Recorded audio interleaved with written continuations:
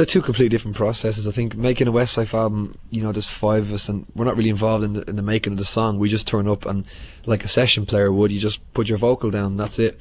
Whereas making my solo record was pretty much walking in from scratch, and you know, I'm there to make the whole album, and it's not, you know, I'm not just a singer anymore. I've got to make the album, I've got to make the material, I've got to perform on it, I've got to sing on it, I've got to play, I've got to do everything, and it's a lot more rewarding at the end, because you hear every single note, every single part of that album is coming from me. So it feels like your baby.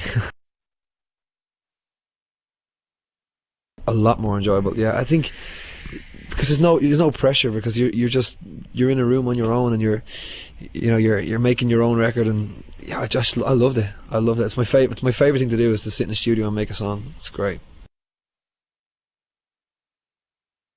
I think the day it was finished, the day I got the master copy of the album, and I sat down and I listened to it from start to finish, and sat there and went, my God, I've just made an album.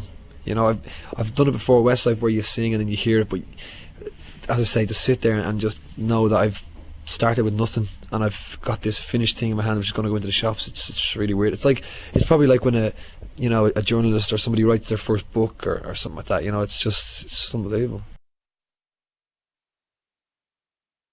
I knew when I was making it that the Westlife fans probably won't appreciate it as much, because you know, the Westlife fans are fans of Westlife's music, and what I'm doing is completely different. So you know, there will be some Westlife fans that are maybe, you know, that are on the border age of 2021, that are growing up and maybe want to listen to something different, and a lot of them have come with me. But I knew that the core of the Westlife fan base wouldn't want it at all. I would say 90% of my fans are people that weren't Westlife fans and are now fans of me, because it's a different style of music, you know.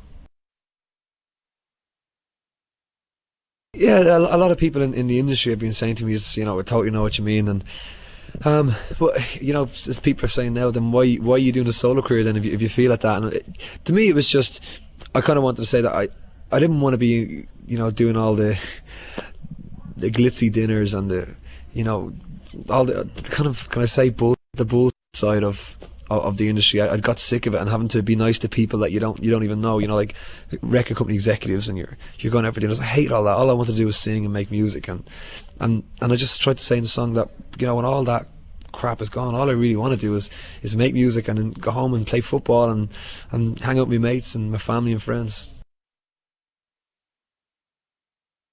Absolutely. I think for the first year and a half of Westlife, all five of us got caught up in the bullshit, and our heads just exploded, because we were 17 years old, and all of a sudden we, you know, making lots of money, we were very famous, and we were singing all over the world, and it would go to anyone's head. But you know, Irish people are very like the Australian people, where it's a real community vibe, and our family and friends and people in Ireland soon brought us back down to earth, and I think that's why Westlife are still together now, and I think that's why we're still all going, because our family and friends and the Irish people have really grounded us, and we learned so early that it could go a different way. And that's what happens to most bands. They go off the rails, where we didn't. We really focused on what we were doing, realised how lucky we were, and just appreciated it and kept going.